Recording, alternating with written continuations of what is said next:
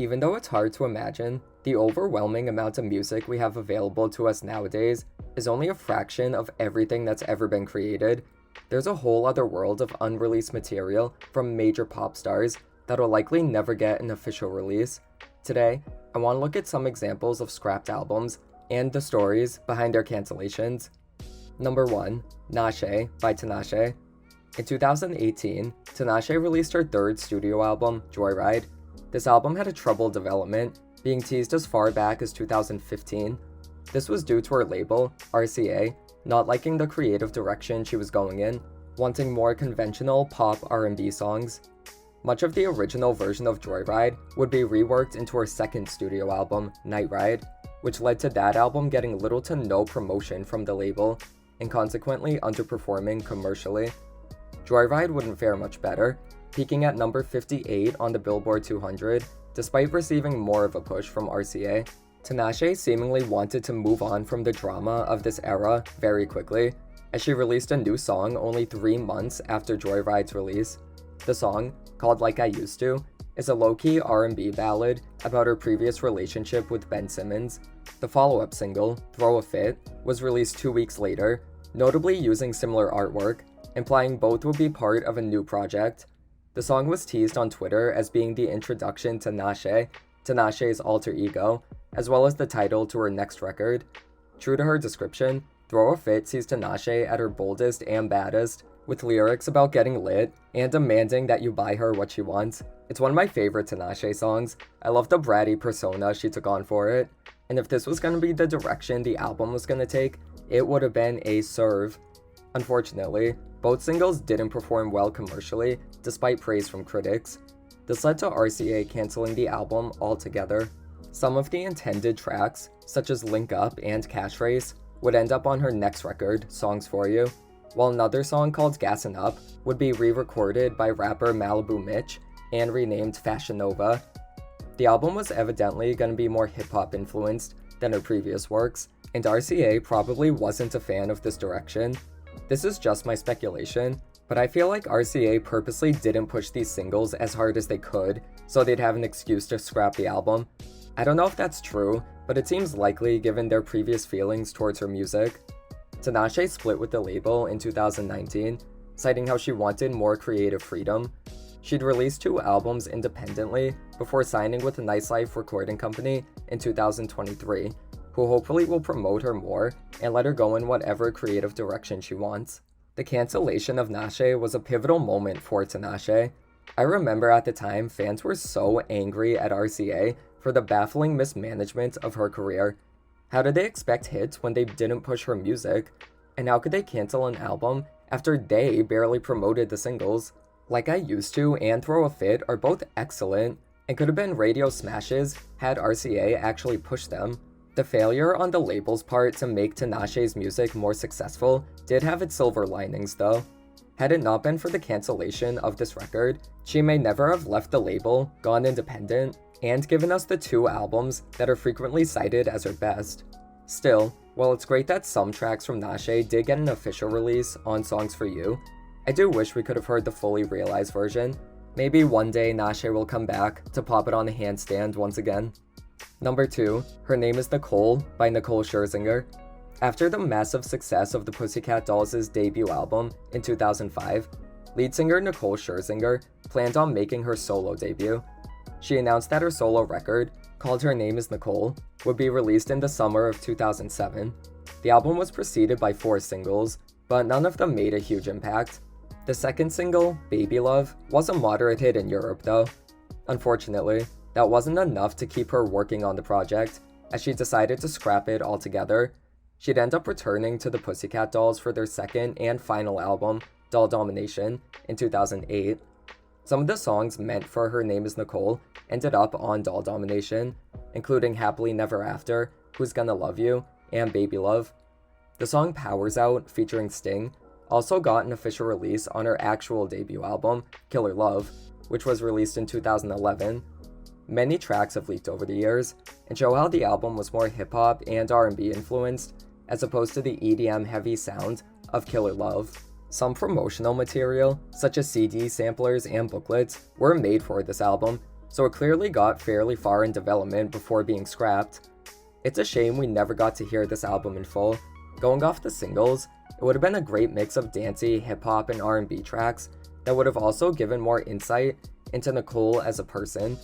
The songs Pua Kenny Kenny and Supervillain specifically draw influence from her Hawaiian ancestry, and it would have been cool to see more of that. I can't blame her for scrapping the album if she felt like it wasn't going to be a huge hit, but I still would love to see an official release one day. Given how it's been nearly a decade since her last album, I think now would be a good time to reintroduce herself to the music scene. Well, after she gets out of court with Robin Antin, that is. Number 3, Original Doll by Britney Spears. Speaking of dolls, one of the most infamous lost albums of the past 20 years has to be Britney Spears' Original Doll.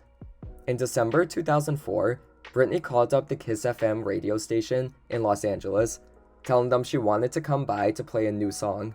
To the shock of everyone there, she actually did show up with a demo of a new song, titled Mona Lisa. The song was notably darker than her usual work, with lyrics about the breakdown and downfall of Mona Lisa, who Britney had stated was her alter ego. You can even find a reference to this in her video for Do Something, which was released about 2 months later. During this impromptu appearance, she also confirmed that she was halfway done with a new album, which would be called Original Doll, and that it would be dropping by the summer of 2005. This obviously didn't end up happening, and it wouldn't be until 2007 that she'd release her next full studio album. Britney's label, Jive, quickly denied that there was an album scheduled, but did confirm that she was working on music. In September 2005, she dropped a 3-song EP titled Britney and Kevin Chaotic, which included a newer, more polished version of Mona Lisa. There was basically no word on Original Doll since then, and Britney's former manager, Larry Rudolph, refused to comment on it when asked in 2014. The strange thing is, we don't really know if Britney actually intended for there to be an album, or if she was just going behind her label's back as a power move.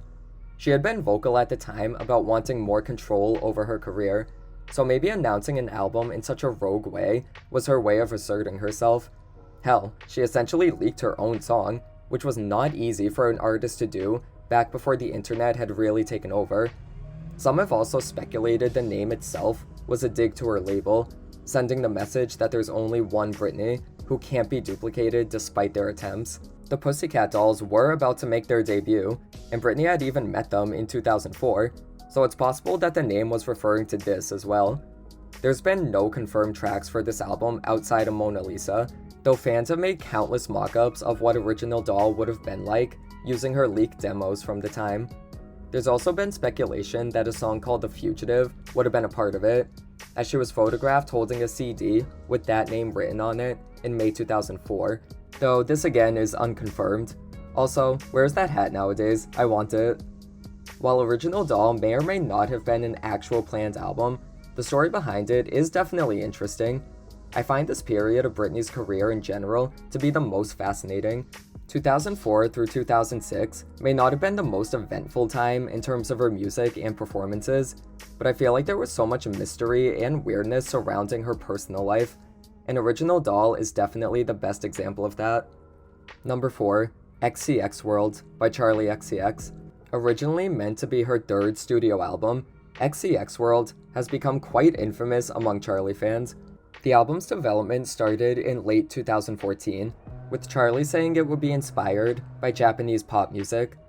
Work continued through 2015 as she collaborated with producers such as Sophie, Stargate, and Blood Pop. She'd end up dropping the song Vroom Vroom that year. Though it was originally meant to be on the album, this didn't happen, and it was included on her Vroom Vroom EP instead. In July 2016, she confirmed that her 3rd album was finished and was going to be released in May 2017. The lead single, After the After Party, dropped in October 2016, and Charli even performed songs that were meant to be on the record, such as Bounce, Taxi, and No Angel. However, the album kept getting pushed back, first to a September 2017 release, then to a spring 2018 release. Unfortunately, most of the tracks were leaked in August 2017. This would lead to the whole thing being cancelled, though the songs No Angel and Girls Night Out were released as singles in 2018. Charlie has stated that despite her love for the material, XCX World will most likely never see the light of day, due to that time in her life being tainted by the hack. She also stated the album wasn't officially called XCX World, as that was just the name fans dubbed it as. The actual name was presumably XCX, going off the photo shoot that leaked in 2018. Charlie really needs to change her damn password, she leaks more than a faucet. The photo shoot does look awesome though. I love the vibrancy of all the colors and the futuristic vibes it gives. It definitely matches tonally with the songs she was recording. More information about the album and its intended promotional cycle have also leaked over the years, including promotional slots, fan parties, and the creation of a whole XCX universe. Watch out, Marvel, Charlie's coming for your bag. This was clearly going to be a pretty ambitious era, and it's super disheartening that it was cut short. I wasn't really a huge Charlie fan until Crash came out, but I always kept up with her, and I remember just being continuously shocked at this album's rollout as it was happening. When it got cancelled, I felt kinda blue-balled. This was teased for so long, and I was looking forward to a clubby pop record from her. The songs she recorded for this era, such as Vroom Vroom, No Angel, and Girls Night Out, are among my favorites from her, and it sucks that the whole vision for this era was destroyed by a hacker. If you want to learn more about this album, I highly recommend watching Naomi Cannibal's amazing video on it. XCX World is an unfortunate, albeit still very fascinating story. The whole era was planned out, complete with parties, performances, and online campaigns, but it never came to be. It's interesting to think how this album would have affected the trajectory of Charlie's career, but I guess we'll never know.